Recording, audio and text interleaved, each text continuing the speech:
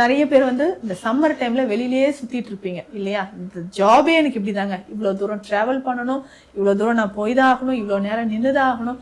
அப்போ உடல் நமக்கு காலையிலே நம்மளால சூடா சாப்பிட்றது, இல்லை காஃபி டீ குடிக்கிறது, காலையில பிரேக்ஃபாஸ்ட் ஸ்கிப் பண்றது, இந்த மாதிரியான ஒரு பழக்கம் இருந்துச்சுன்னா கண்டிப்பா உடல்ல அது உஷ்ணமாக பித்த தோடமாக தான் அதிகரிக்கும். அப்போ நம்ம உடல்ல இருக்கக்கூடிய இந்த 3 தோடங்களும் சமநிலையில இருக்கிறதுக்கு, வாதம் பித்தம் கபம் 3மே சமநிலையில் இருக்கிறதுக்கு இந்த பழைய சாதம் உங்களுக்கு ஹெல்ப் பண்ணுது. நிறைய பேர் நீர் ஆகாரம் அப்படின்னு நம்ம குடிப்போம். நீர் ஆகாரம் அப்படின்னா இந்த பழைய சாதத்துல இருக்கக்கூடிய அந்த தண்ணீர்.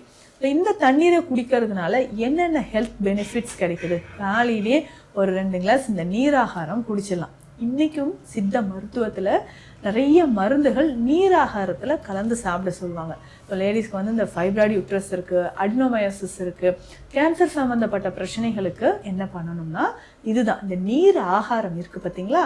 இந்த நீர் ஆகாரத்துல சில மருந்துகளை நம்ம கலந்து சாப்பிடுவோம். அதுவும் காலையில வெறும் வயிற்றுல சாப்பிட்றதுக்கு இந்த நீர் ஆகாரம் தாங்க ரொம்ப ரொம்ப பெஸ்ட்.